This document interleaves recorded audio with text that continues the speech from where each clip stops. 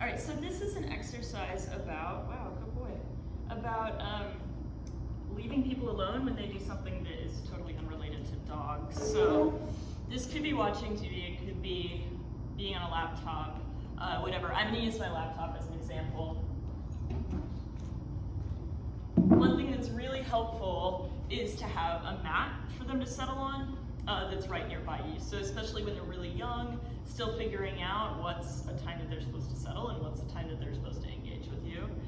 Because obviously we really like our dogs engaging with us all the time and giving us lots of focus. Wow, good boy. But sometimes it's really more beneficial for them, and sometimes it's more what we want, to just have them leave us alone for 5 to 10 minutes.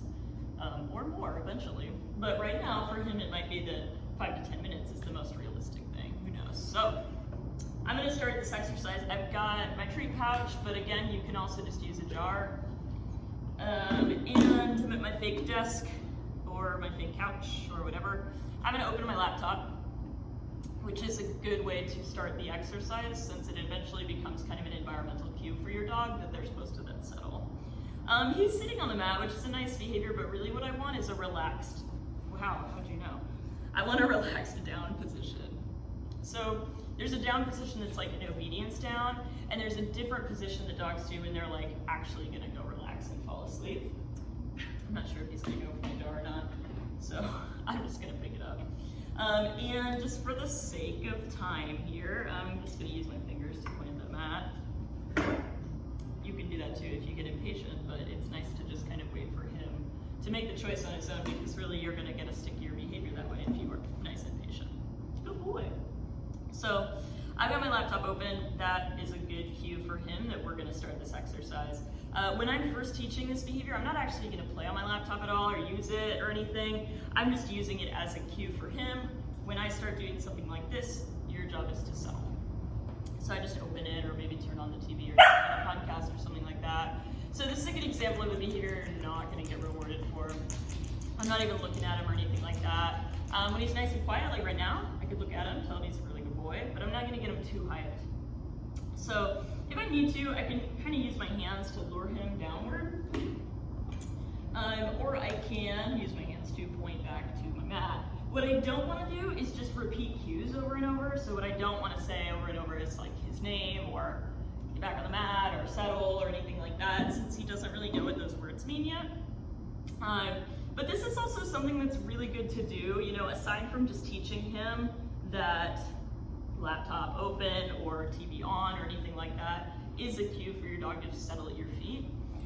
It's also really good for him to do this kind of exercise when he's a little more riled up and maybe having a hard time calming down. So anyway, you can start, I was using my hands to point him downward, but really if he's in crazy town mode, then you might use a piece of food to bring him downward. And you'll notice I'm not using a clicker for this. I'm gonna treat in that position in between his feet. And then I'm gonna bring my next treat out in between his feet. And you know, I could have my jar here on my desk or anything like that. I'm gonna slowly bring that treat downward. So it's kind of like when you're feeding a baby, a little like airplane. So really nice and slow, because part of this is just about building patience. Good boy. And again, no clicker. I'm not using a ton of praise. I'm not getting super stoked with him or anything like that. I'm not wanting to get him really riled up. I'm just wanting to get nice, calm. So this is also something that might be good to do with like his dinner or something like that, depending on when his really crazy hour is. I'd say evening around 7 p.m. is the most common for young puppies, but it's different for every dog. So again, he got up and sat. If he were in crazy town mode right now, I'd just take a piece of food in my hand and I'd bring him back downward. And when you're first starting out this exercise and he's first learning to settle at your feet, you're just like over and over, super slow feeding. If he goes to grab for it, you can totally pick up the treat again. Or if he gets up from that down position, you can pick your treat back up again. He hasn't really been doing a ton of that. There's a little bit. And I'm gonna give it to him when he's steady. Oh, you missed it. It was under your arm. There you go, bud. Part of the reason I saved this exercise for last, so we're at the very end of our hour here, is because this is something that's a little bit harder for dogs to do when they're a little more tired. Is actually settle and relax. You see he's like pawing at me, there was some barking. So anyway, this is about teaching him patience and about teaching him to settle. Eventually, you won't just be doing constant slow feeding. Eventually, you'll be able to kind of do, 30 seconds, grab one from your jar, and slow feed. If you're getting a lot of barking, that's a good sign that you went a little too fast. So we're building duration on this behavior a little bit at a time. Like I said, maybe 10 seconds, 30 seconds.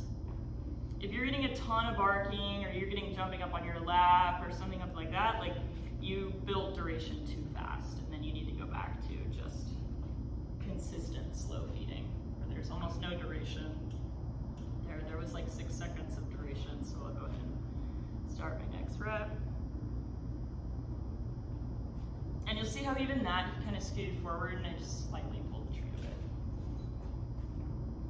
Anyway, this is good practice for him when he's feeling kind of fidgety like this, because it's a little more challenging. If he's already kind of tired, that's also a really useful time to practice this, because it gives you a lot to reward. There I got a little bit of like pawing at my leg. That's not going to get you anything. Got some jumping up. I had a treat in my hand, so I'm just going to like remove it. I also just kind of wiggled my leg so that he fell off. And then when he's really nice and calm like this, I can use my empty hand or my food hand to bring him back downward. And then we can start the process all over again. This is called mat work. It's about teaching a dog to settle on a mat.